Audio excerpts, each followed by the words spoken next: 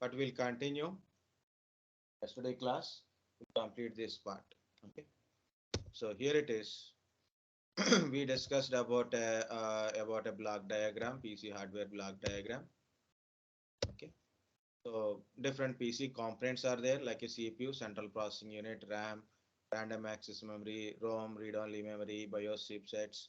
That is we are going to discuss now today. Okay, motherboard, hard disk, CD, DVD, SMPS, and the cabinets. Well, we'll see that. So other components where we can able to. So this is the cabinet. The cabinet contains internally uh, a motherboard, SMPS, hard disk, CD-ROM. On motherboard, you have a processor and RAM and connections to the internal devices and as well as a back panel connection for a external devices connection like a USB port, PS by 2 port or a VGA port for monitor connection, serial port, parallel port, HMDA port, HDMI, sorry, HDMI port, okay, USB ports, LAN port, everything is will be there background. And front of this cabinet, you have a front panel connection like a power switch is there, power LED, hard disk LED, Hello. USB ports. Yeah, tell me.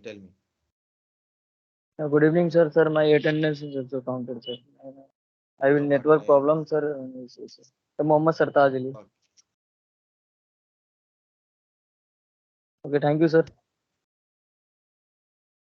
Anyone came? Wilson Gautam, Zanshu Singh, Ratnesh, Tish, Naveen Singh, Gajendra, and Akash Kumar and Abhishek Kumar. Everybody, right? Last 2 days only people are not joining faster. Okay, so we discussed about a CPU. Okay, so what is a CPU? CPU is a chip. It's a brain of the computer, central processing unit. It's a single chip. We do arithmetic and logical functions. All our computer instructions are executed by CPU only. Okay, so when you are looking at a CPU, you have to find like a CPU having a clock speed. To the higher the clock speed, faster the processing. Okay, and a CPU having a 32-bit, 64-bit type of CPUs are there. CPU front side bus FSB will tell what is the type of RAM you can able to use it. RAM speed it will decide. So based on the FSB, and every CPU having some cache memory. L1, L2, L3 cache memories are there. The higher the cache memory, faster the RAM, faster the processing. And earlier days, single CPUs are there.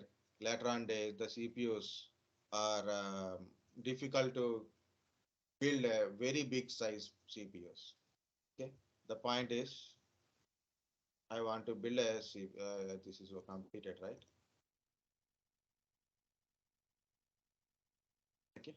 So earlier days we have a CPU like a P1, P2, P3, like Pentium 1 processor, Pentium 2 processor, Pentium 3 processor, Pentium 4 processor. Now for the server kind of stuff, so one single CPU power not enough. So then they use multiple CPUs and single motherboard. There is a multiple CPUs they will put it because one CPU is not enough. And there is another problem is occur. What it is, one single CPU. So earlier days, the CPUs is like maybe a 1 lakh transistors inside small CPU, then 2 lakhs, 3 lakhs, 4 lakhs, like up to 4 million transistors in a single CPU. Means 40 lakhs transistors in a single CPU. And this will go up. Like you want a more processing, more complex instructions, more processing you require, you have to increase number of transistor, the processor size will be increases. So that is become a big challenges. Then they found one kind of solution it is. Instead of using a 2, 3 CPUs, So they find a solution. They'll take one CPU, they take another CPU, two CPUs, they combine together, become a one single, like one physically it is a one single CPU, but these two CPUs combined together become a single unit. So this is called a dual core. Okay, this is called a dual core CPU, which is having a shared cache memory. Both are having a single cache memory, means instructions are loaded to the cache to CPU, like this. Like this is one. It means both are working together to complete a task. Means it will give the faster, it will give faster processing speed. Means two processors are working for a single task by sharing the task between two processors. Because only one cache means one instruction which will load it, means one by one instruction loaded to cache. Cache will share that instruction to the CPUs, both will work together and will get a outcome faster. Faster it will get. So instead of putting two separate CPUs with the one single unit, we can get a two things. So later, what they do, like they create this kind of stuff. One CPU, one single CPU unit only is split into two parts. One CPU, two parts. The first part called a core 1, core 0. Second part we call it as a core 1. So core 0, core 1 means two cores processor. It is called a it is a dual core processor. This is dual core. Two cores are there. The dual core processor. This is called a core to 0 processor. This is called a core to 0. Means one processor having two cores. Not two processor become one. It is one processor become, and it contains a separate caches. So because of these separate caches for each core, the different instruction, one process done by one core, another process handled by other core, means multitasking become more easier. Multitasking become more easier. You know, there is a quad core processor, means one processor is divided into four parts: core 0, core 1, core 2, core 3, means totally four cores, is each core having a individual cache memories. So it can able to work like a processing, multiple tasks we can easily handle by this separate processing, because already processor is very powerful, but loading of instruction one by one, so processor is having lot of weight. Faster it will work, but cannot handle multiple process, okay, multiple kind of process at a time. It is very difficult. But now in the core processor, you can able to do it. In your mobile phone, we are getting a octa-core processor, right? If you take a mobile, it is showing octa-core processor, deca-core processor kind of stuff. Why we need that much of processors? Because your mobile phone has to be handled signaling, signal related things, calling information, operating system related, app related, data related. So many things should be handled. So we cannot handle with a single direct process unit. So what they will do it? So divide a process into multi-core, right?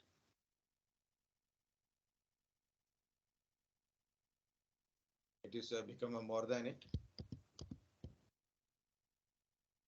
4 means this is 4. 8 means maybe they will add one more line here, a line here, or maybe they'll line here. So, or maybe like this. Yeah, one point I have to tell guys, what is the logical processor? So this is a, for example, quad core processors, right? Means quad core processor. It's a quad processor, 4-core processor. And again, each core will be divided again logically. Like it is a basic concept. It is a concept of dual core kind of concept plus core concept. Dual concept, core concept. It means it's a combination, it is a division. Okay, so it is used that kind of technique It means you have a 4 cores. You have a 4 cores, 8 threads, or 8 logical processors. 8 threads or 8 logical processors. So this is you have to check it. Okay. It is a more powerful processor than this 4 core or this one. So number of cores per processor will be there. Number of threads or a logical processor per processor unit is there. So it will reduce the requirement of number of physical processors because of this technique. That is a hyper threading technology. Of course, nowadays, if you go to the any processor that has a 64-bit processors, which contains built-in technique like a virtualization technology that contains virtualization. I'll send a message that it's blinking. Akash Kumar. Okay, so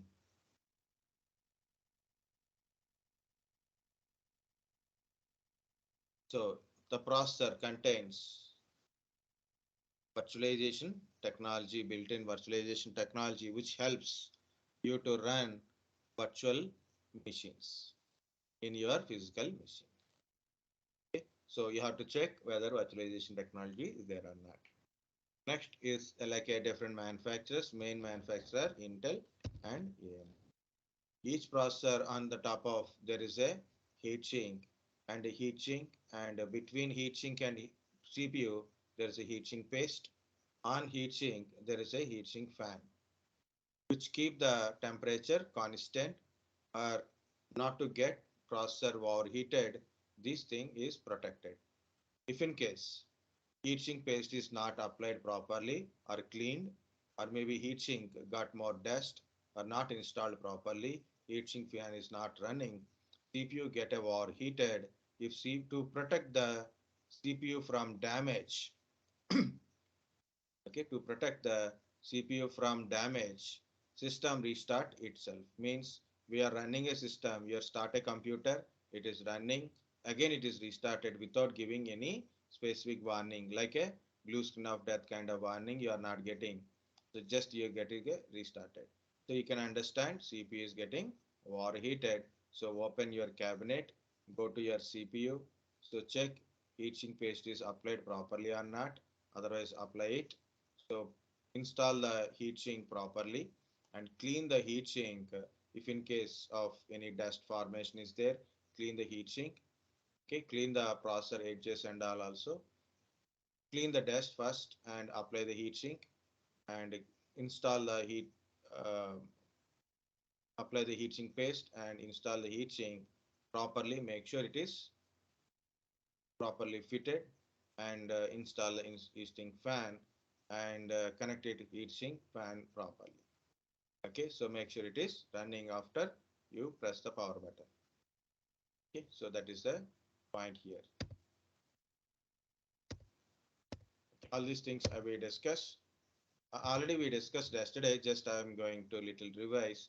So because guys, it is a pretty simple straightforward because we start reading about what are the main important things what we believe, but these are all small things.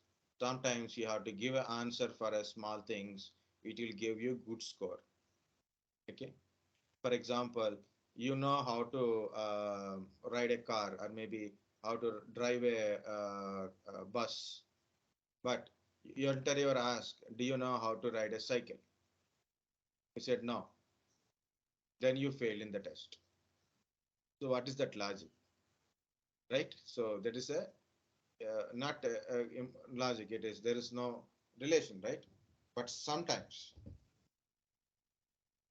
okay, it is important to know the very small things are a very basic things. That's why compulsory at least to know, read certain points about it. That's why I'm explaining this again and again.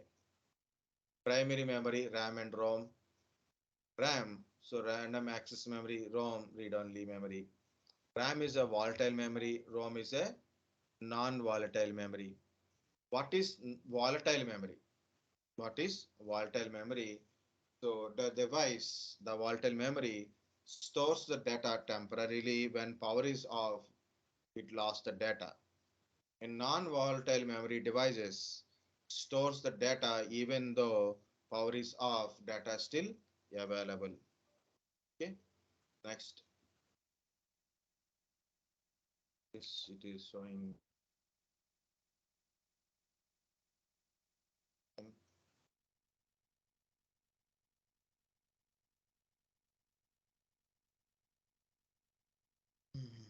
Second, guys. Sir, send a message. Not a message, it is a mail.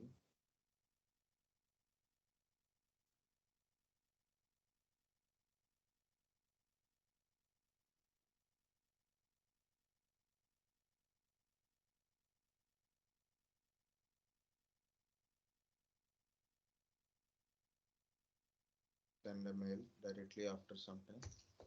Okay. Yeah. RAM, mainly in a computers, guys, RAM can be changeable. So we can increase the RAM capacity, we can decrease the RAM capacity, we can replace the RAMs. But ROM is a BIOS chip which is directly on your motherboard. So we can, like, you can go to market and purchase another ROM, replace the ROM. It is not happens because the ROM contains information which is given by the manufacturer of motherboard only. The ROM information is by manufacturer of that motherboard only. Okay. So here it is a RAM. RAM are actually two types. RAM read-only memory. It is a primary memory, also called as RAM, also called as main memory. Okay.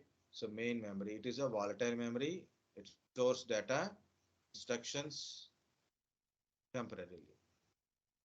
Okay. RAM, two types, static RAM, dynamic RAM. Static RAMs, also called as SRAM, used as a cache memories built inside of your CPU. Dynamic RAMs are also called as a DRAMs. DRAMs are not fast as a SRAMs. That's why we are using DRAMs because it is cheaper than SRAM. SRAMs are costly and very less size RAMs only we can able to build, but and it is integral part of CPU. It used for a CPU to get a more faster data store and communicating to CPU and RAM in between CPU and RAM. Whatever it is, guys, dynamic RAM. So again, DRAM is further developed into SDRAM. Synchronous dynamic RAM. It is good faster than DRAM. And another SDRAM. SDRAM is further developed into DDR. That's it's a DDR, SDRAM, DDR2, DDR3, DDR4, DDR5 up to DDR5 came to market. Of course, that is a new version in DDR5 in the market. Okay, so when you see a RAM, the RAM is always about a size of RAM, 4 GB RAM, 8 GB RAM, 16 GB RAM, 2 GB RAM. Okay, so mostly like a GB RAMs, TB RAMs, like 32 GB RAM. Bigger the RAM, faster we can able to run. And every RAM has a clock speed, dedicated clock speed is there. So different clock speeds are there: 1600 megahertz, 2400 megahertz, 2666 means 2666 megahertz frequency, 3100320034003600. This kind of frequency is also there for a RAM, and different level of voltage, level of operating RAMs also there. Okay, so you have a laptop or a desktop, you want to replace your RAM, so compulsory check your old RAM thing. RAM has a models DDR, DDR2, DDR3, DDR4, DDR5. You want to replace or add RAM, so compulsory check the existing RAM thing like a DDR3, replace with a DDR3 only, not DDR4. You want to add a RAM, already DDR3 is there. You can add a RAM only DDR3 RAM only. Because of RAM, you want to replace the RAM, or you want to add a RAM, or you want to um, change the RAM kind of stuff. What are the word you use it? Two important things. One is check with the CPU.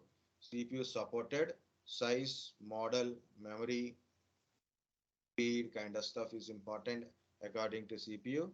Second one is check with your motherboard specification, number of RAM slots, what is the supporting memory types it will support. For example, I have a CPU, it support both DDR4 and DDR5, but my motherboard support only DDR4, so then I have to insert a DDR4.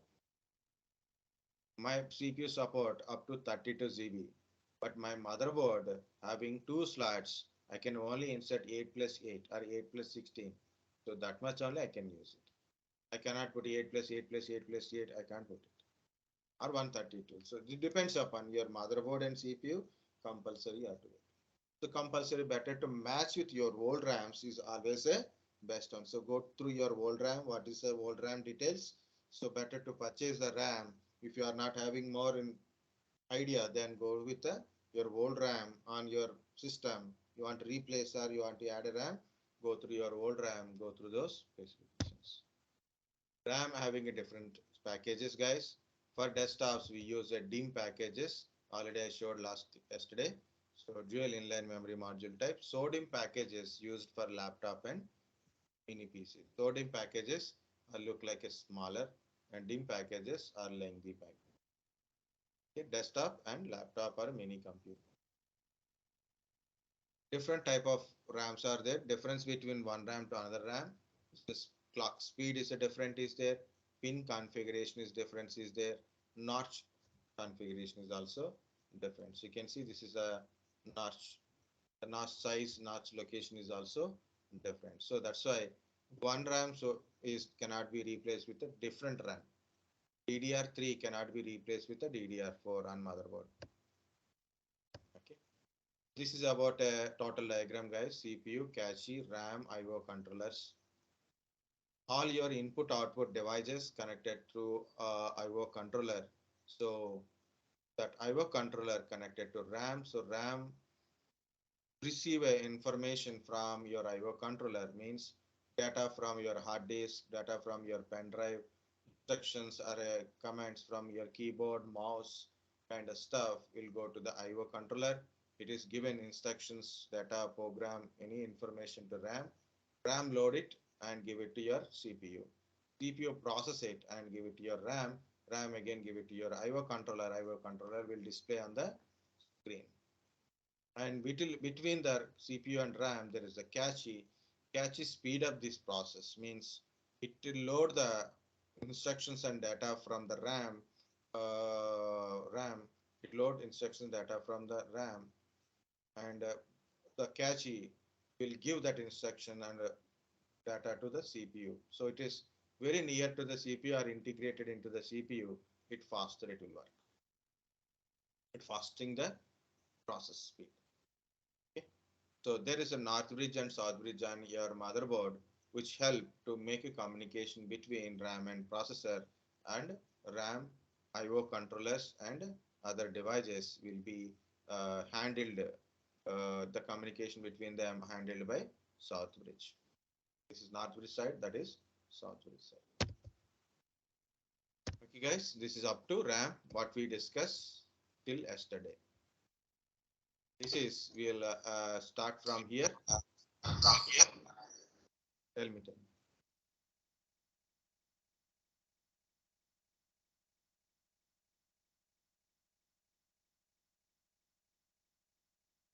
I thought someone is talking now.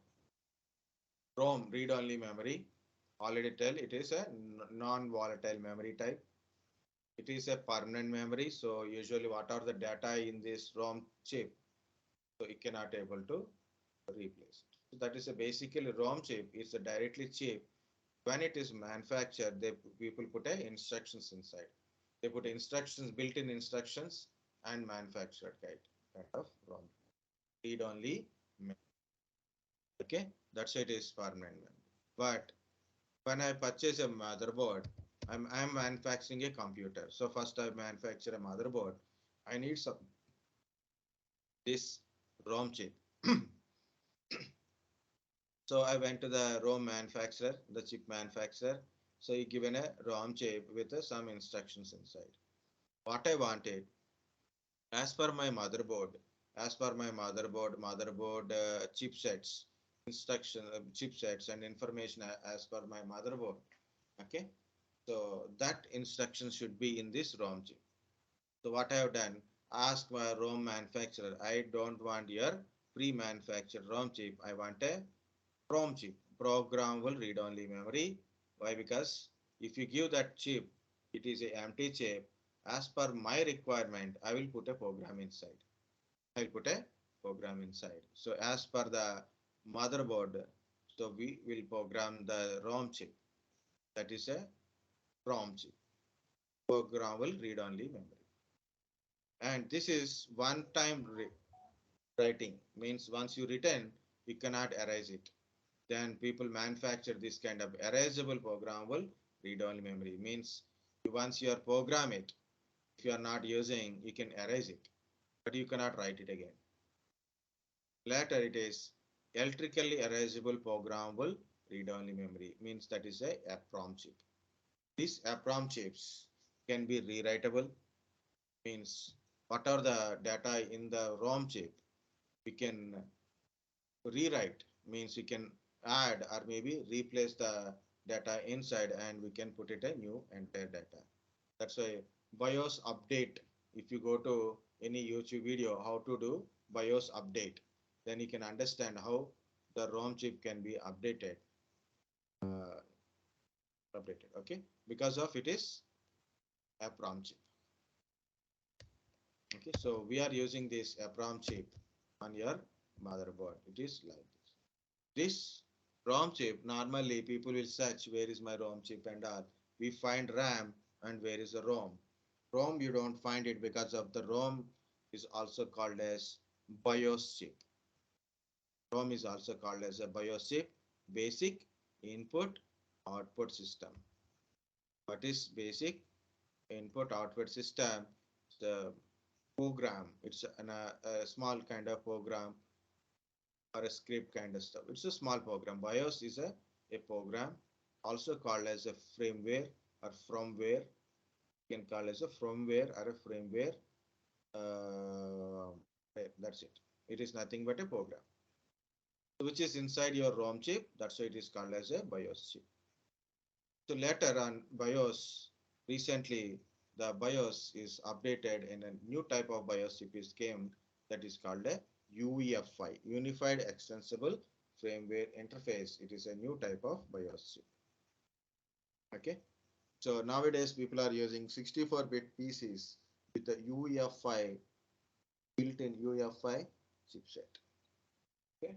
So still there is a conversion is there like it's a UEFI chip with the BIOS features inside.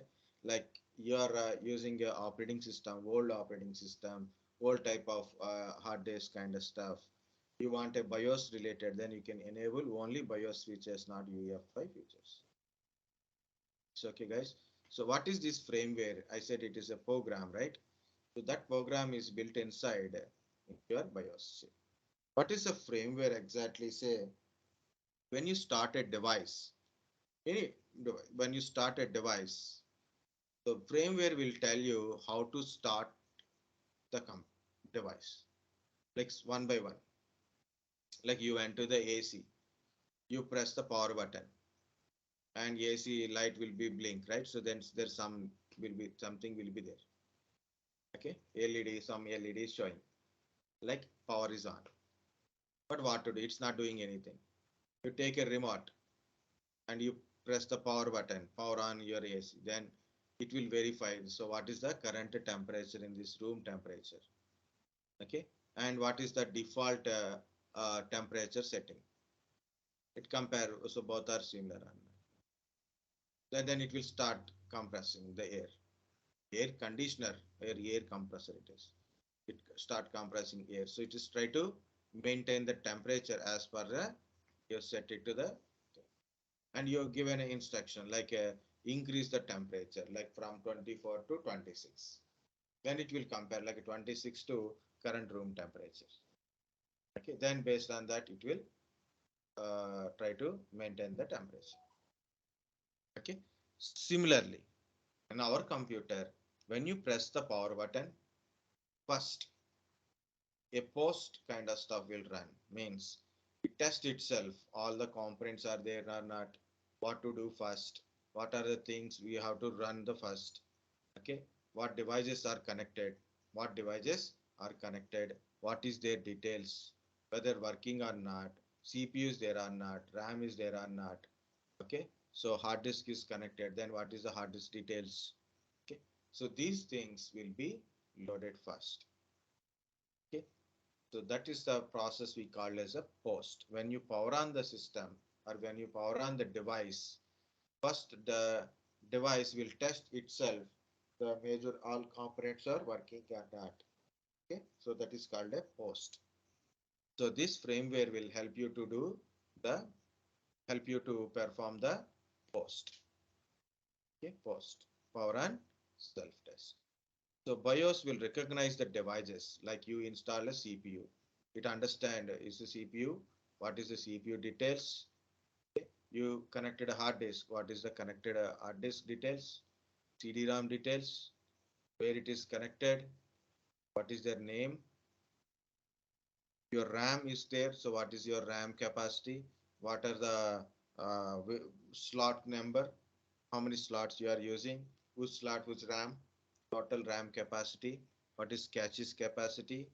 Okay, so current date and time. So it will recognize the devices. What are the devices you are connected to the system? The BIOS run the program and try to recognize the devices.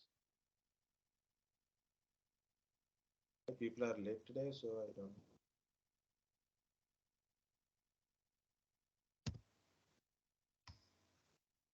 Okay, so it will recognize the devices and locates and loads operating system. In BIOS configuration, in BIOS, there is a boot setup is there. So it will tell, so check the boot priority. As per a boot priority, load operating system. Check the operating system from CD-ROM. In CD-ROM, any operating system disk is there. Now, then check the removable device. Check any USB connections. Is any pen drive with the operating system is there. Now, then check with the hard disk. Is the operating system is in the hard disk? Yes, then load it. If hard disk also don't have operating system, check in the network. Any WDS servers kind of stuff is there in the network providing operating system through network and load from it. Okay, so your BIOS chip also telling where is the operating system, which devices you have to check for operating system first. Okay, that is the main point of your BIOS chip, guys. What is a BIOS? Basic input output system. It is nothing but your PROM chip only. BIOS is a program which is inside your ROM chip. Okay, it is also called as a firmware. BIOS is nothing but a firmware. What is the use of firmware? When you start your device, the firmware will tell you how to start your system or boot your system. The starting program is your firmware only, means BIOS program will be loaded. Using this BIOS, it is used to perform your post operation or on self test. Meaning is a system will check the major devices like a primary devices like a CPU, RAM, on motherboard devices are connected or not, working or not. Those devices connected or not, working or not, like that. Next, BIOS is help you to recognize the hardware devices like what is your CPU, what is your RAM you are installed, okay, what is your hard disk you are connected, what is CD-ROM you are connected. If you are connected a graphic card, then what graphic card you are connected. So that is also it will recognize the devices. And BIOS will tell a boot priority. So where is your bootable device, and it will give an order, check from this particular device. If not, then check from here, and then check from here. It will give you the where is the operating system, that the priority of operating system loading also it will tell. Okay, that is your BIOS. It is BIOS is a very big one, guys. Okay, this is a simple boot processing. Okay, it is a simple boot processing. I will tell in a simple way. Later, if I got a chance, I will explain troubleshooting with a boot processing. Guys, already I explained what is the post and all. So again, we'll see what is a boot processing. What is boot processing? Boot processing meaning is you having a computer or a laptop or any device, you press the power button. Once you press the power button, something will happen, like some step-by-step process will happen inside. Don't do it, but inside any system, step by step, something will happen. Once it is completed, you got your screen. For example, morning 9 o'clock, I turn on my computer. I press the power button and leave. So I go to the some coffee and all that stuff. After 5-10 minutes, I came to the laptop to open some application, to open my Google Chrome browser. That's it. I have to open my Google Chrome browser for a login purpose. Okay. I have to login purpose.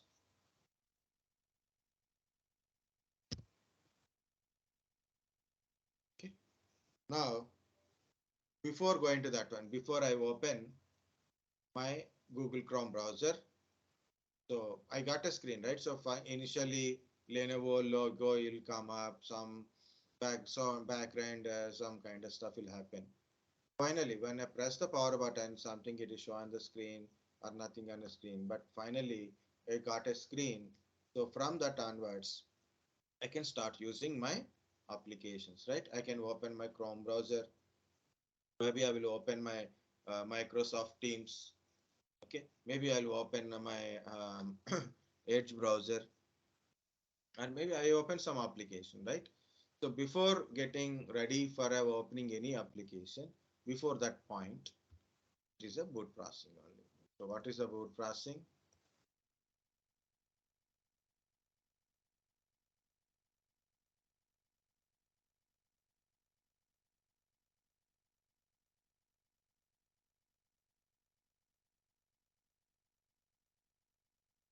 Okay, so what is a boot processing thing? It is when you press the power on the system and you got a finally your screen, the step-by-step process between these two things called a processing.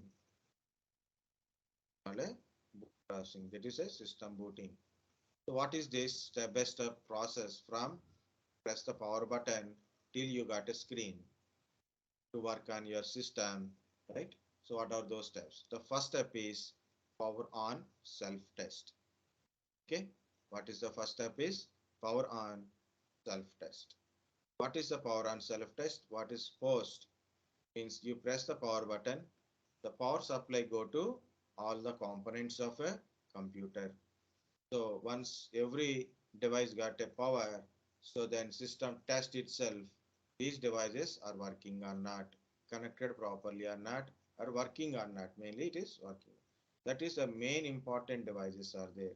All motherboard components like chipsets on your motherboard, your processor, your RAM is very important. So these all components are working. You know, in a very olden days, keyboard is also one part of post. Now keyboards are USB keyboards are came, so then it is not agreeing with them. So earlier days, we have a PS by 2 older version, that is a 6-pin connector, big connector, DIMM connector is there. So that time, if you don't connect the keyboard also, post will be fail. Nowadays it is not like that. So it will mainly your motherboard components, motherboard power supply to devices, and your processor, your RAM is installed properly or working properly, then post will be successful. Okay, even if you don't connect a hard disk, but still process goes next. Okay, if you don't connect a hard disk, you don't connect a CD-ROM, still the post can be successful.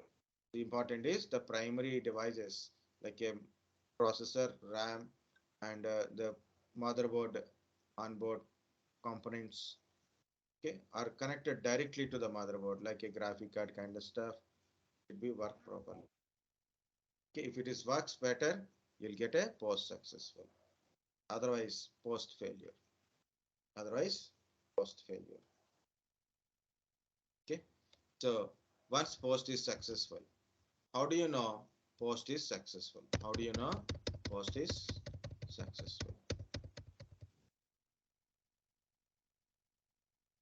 So here it is, your computer diagram like a normal computer, motherboard, SMPS, hard disk, monitor, switchboard, keyboard, mouse, kind of stuff. Guys, how do you know post is successful? If it is contains a buzzer, it will give you a one beep sound. One single beep you can able to hear.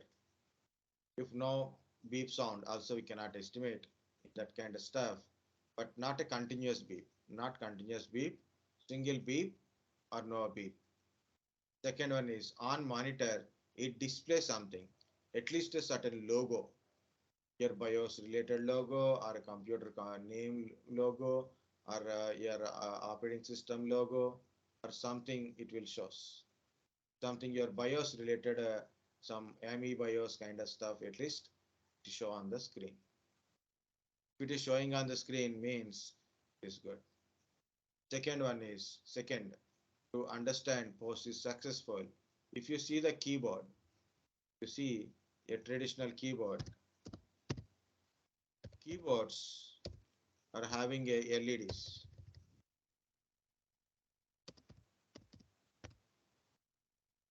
Okay, so keyboard having a LEDs, right? Three LEDs. One is a cap lock, scroll lock, and another one is thumb lock. Okay, we have a keyboard. Three LEDs will be there. It is not showing original keyboard. Keyboard having a three LEDs. All worst keyboard. This is the correct one. So you can see these three LEDs. So when you press the power button, post is successful. It indicates these three LEDs will blink once. These three LEDs will blink once, means it on off. That indicates post is successful. Yeah, tell me. Sir हमारा ये technical round कब होगा, मतलब कुछ date या कुछ अभी आई है अभी नहीं सर कुछ? I don't know. So did you completed your version test? Okay नहीं अभी नहीं किया सर, अभी 25 को है ये. Please speak in English. I don't understand Hindi. Sir, the version round is 25 October, sir. Hello, 25 Paret. October. Yes. Yeah, after giving your version, they will forward your number and email ID. Okay, then you will get the Yeah. call from SCL. So you have to be ready.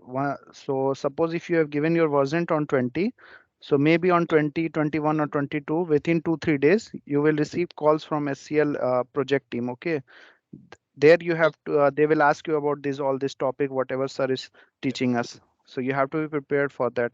So please So they have write down offline all exam. the question and answers in your notebook, whatever the interview question sir has given, and Okay. take a daily revision. Okay, they will Okay. ask you all these things. So sir, whatever is teaching, it's important as in future also. Maybe they will put Yes, you yes, sir. some different projects. So there, it will help. So just understand what sir is teaching.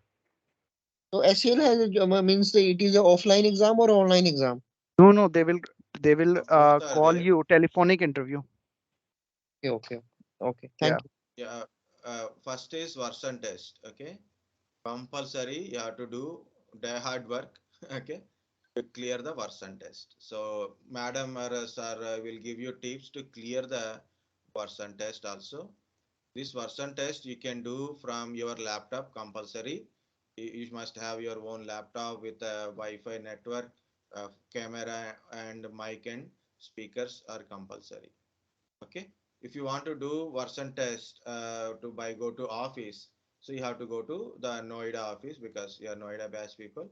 Go to Noida office and there is equipment to pass. Like you don't have your own, then you can go to office to clear the version test.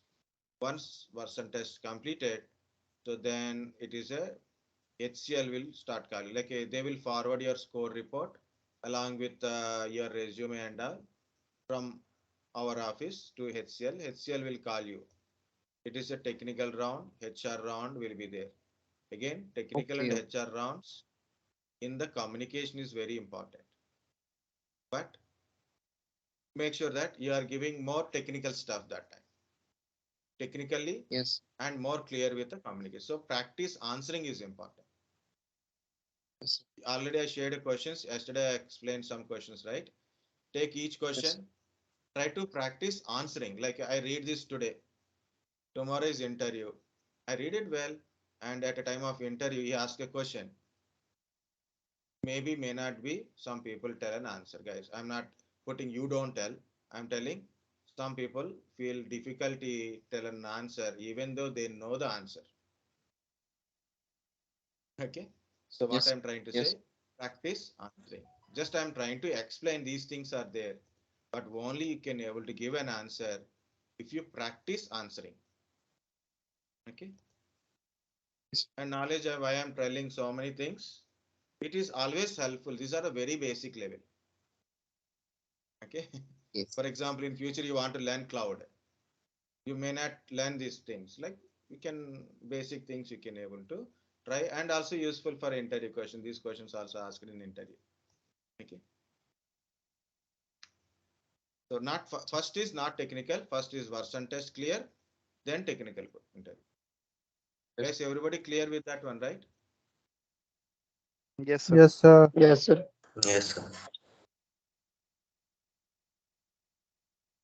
So give more time, like give at least 2-3 hours for a version test, half an hour or 1 hour for technical. I'm not taking like technical is only important, even it is important, but we have to clear version test. How much strong in technical, that is a secondary. Yeah. So I didn't forget where I am. So post successful or not. How do you know post is successful? By on screen you can see some indication. Okay, some on a screen you will get some logo kind of stuff. Second one is these three LEDs are blink once. One single beep. Single beep. Okay, post successful stuff.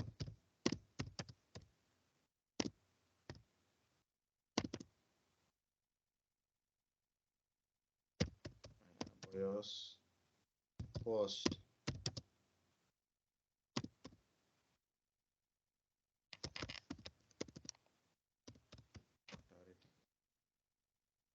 Okay, something on your screen like this, ME BIOS or a single beep sounds. If you got something on a screen means post is successful.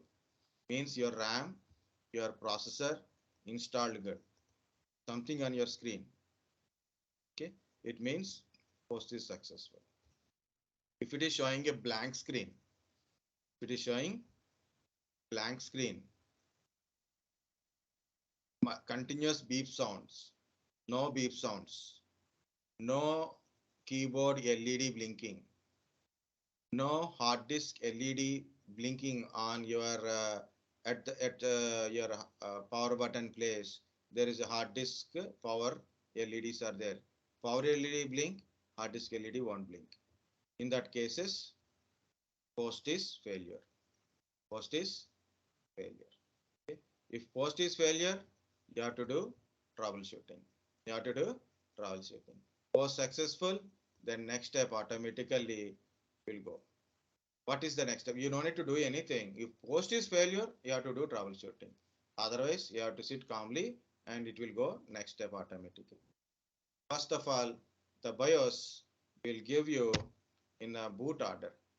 Once post successful, your BIOS chip will tell this is the boot order. Go and find a bootloader file from this devices one by one. Check in CD-ROM. Is any operating system or a bootable files are there or not? Or check in a removable device. Any pen drive is connected with the operating system files, like a bootable files are there or not? Any boot drive is connected. Is your hard disk contains an operating system or there or not? Like that. Okay. So this will tell you a boot order. Check from one by one device. Find their MBR record. MBR record will tell where is the bootloader. MBR record tell where is the bootloader. Now load the bootloader. What is this bootloader? Bootloader tells how to load operating system.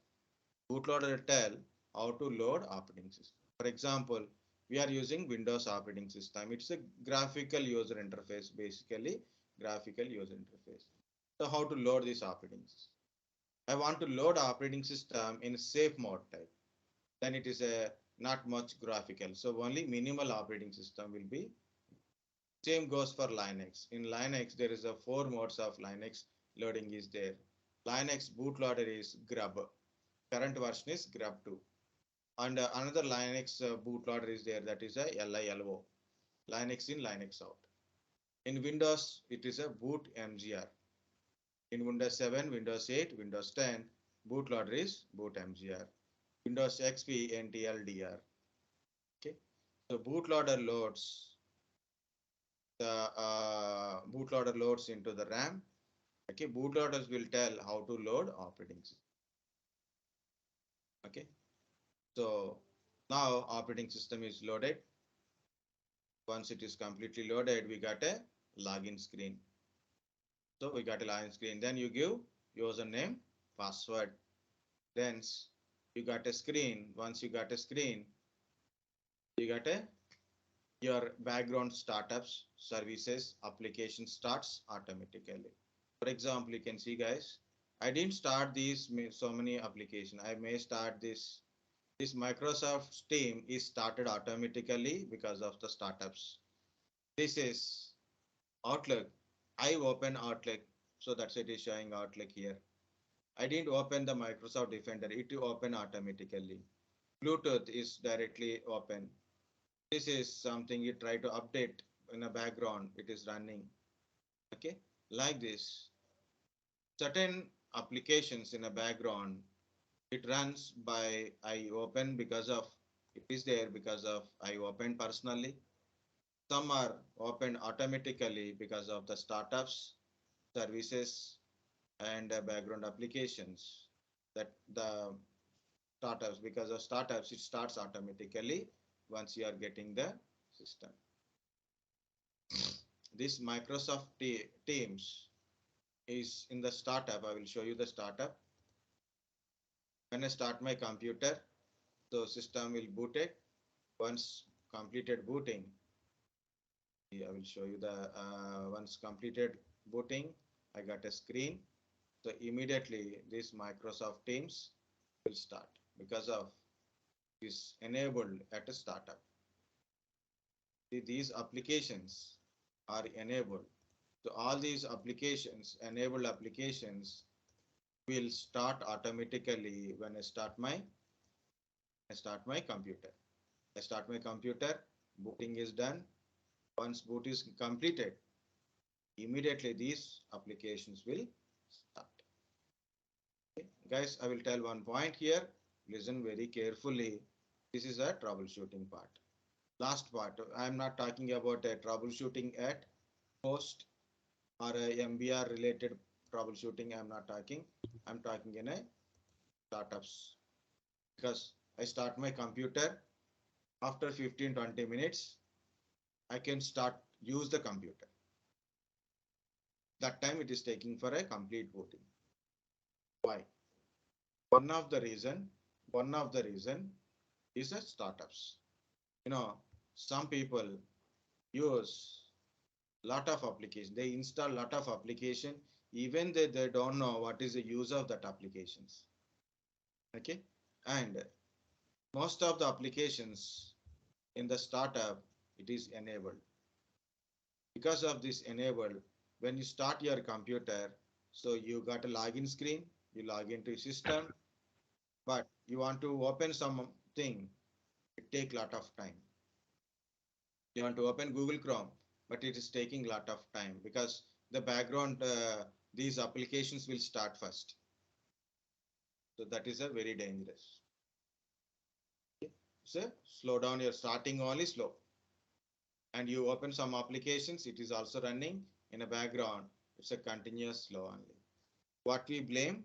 We blame on the antivirus and virus. We thought like a antivirus is not working, lot of virus is there, system is slow.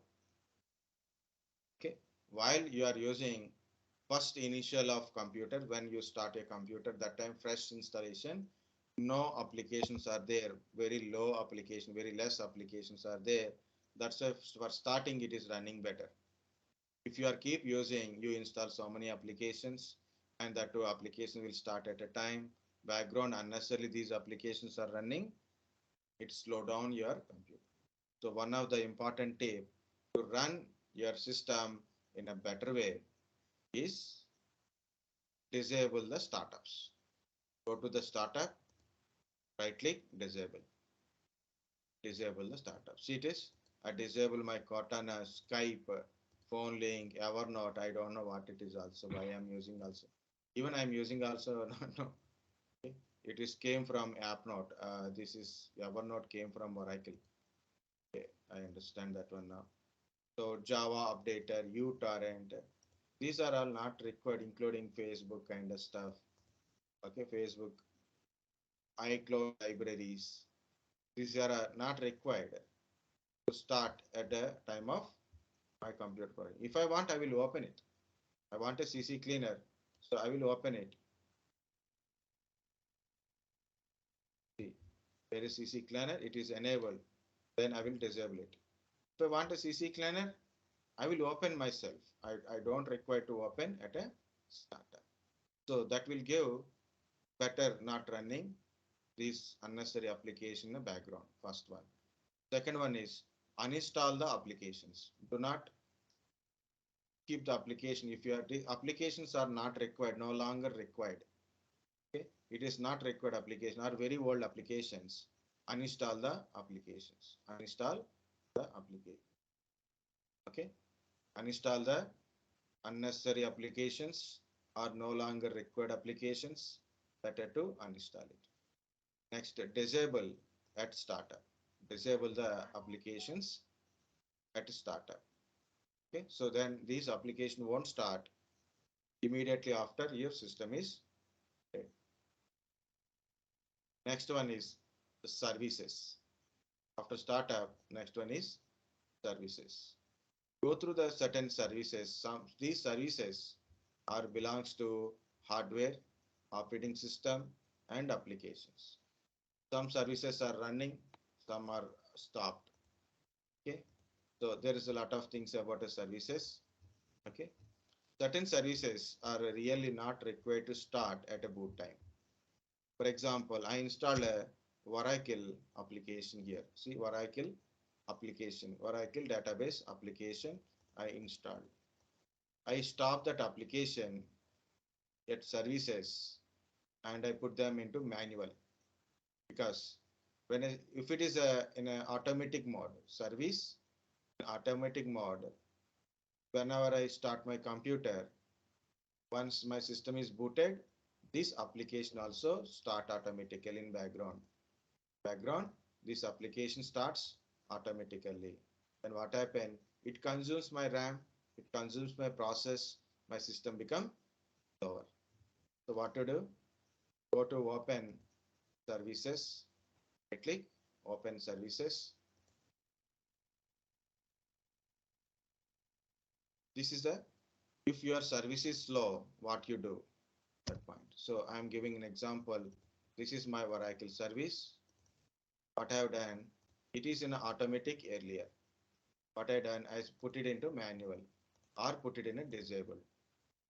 Automatic means when you start your computer, system is booted, the service starts automatically. Means application runs in background automatically. Okay, you don't need to start it. Manual means you have to start the service you have to start the service, or by open some application, the service will start. A time triggers, service will start. So in a manual, at starting of your computer, service won't start. It starts by opening some application, or by user you started, or maybe by uh, time triggers or some dependencies are started, it will start. Not starts automatically at a boot time. Okay. Next one is disable mode. Okay, disable mode, it service never start. Service never start. You have to come here and change it to manual, then only you have to start the service.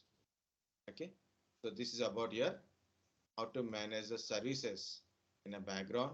Guys, this is also cost like a if services, that is certain services which is not required run at a boot starting time only, what we will do, we'll put it in a manual or disable. Like this, you can see disabled services. I'll show you VMware related services. This is a manual, this is automatic, and there is some manual in it. Windows backup, Windows update, time, Windows update. It's automatically trigger. So when time is up, automatically this service will run. Even it is automatic, not running. It requires some triggering. This is running. Some services required to run, some services not required. What you have to do, if you know which service is not required to run at a startup, change it to manual or change it to disable. Even at a startup, if you know some application not required to run at startup, change it to disable mode. Like this, we can increase the boot speed. Second one is, okay, to increase the boot speed to performance increase, you have to do like this. And if your system is slow, you're running a system now, after like morning onwards, I'm running the computer. So I open a lot of applications and I close. Even I close, it runs in the background. You have to check your process, your memory, how much CPU, how much disk space these processors are utilizing. You can see this Microsoft Edge utilizing more than 500 MB. Why it is utilizing? Because of these tabs. What I'm doing is I close this one of the tab. This tab is not required, so I close it. Only one tab is required. Okay, even that is also not required, I have to close it. See, it is increased than earlier, but I closed it. So maybe it is slowly, it is closed in the back. In a Google Chrome browser also taking so much. So what I'm doing is I'll close not required kind of stuff. This is already forwarded. It's also not required. So I close some of the tabs. So what happened? It will, the effect on the RAM will be reduced. Effect on the RAM. So close applications if you are not using. This is an application open. Better to close the application if you are no longer using. Take the application which is consuming more RAM and processing capacity, close that kind of stuff. And second one is uninstall the application no longer using, because of some application runs in the background even if you are not using it. So better to close it and uninstall it if it is no longer used. Can you see CC cleaner is running? I'm going to quit or exit. You can find sometime quit or sometime exit. Close it. Even if you open this application and close it, won't go. But when you exit from here, so that is exit, exactly what it is. Exit meaning is will done. Okay. So it is showing like a close. I closed it. Very good. So better to close the background applications. Background applications, running applications, disable the startups, stop the services and put it in a manual. So this will increase the speed of booting and system performance also. Okay. I just added a 1 point here. So try to remember, and already I think I shared these PPTs to you. If I don't share, I will share it again. In a bottom of this PPT, guys, you can find troubleshooting, system slow, boot processing, troubleshooting also you can find it, which you can easily understand. If you don't understand, it's okay, no, but try to read it.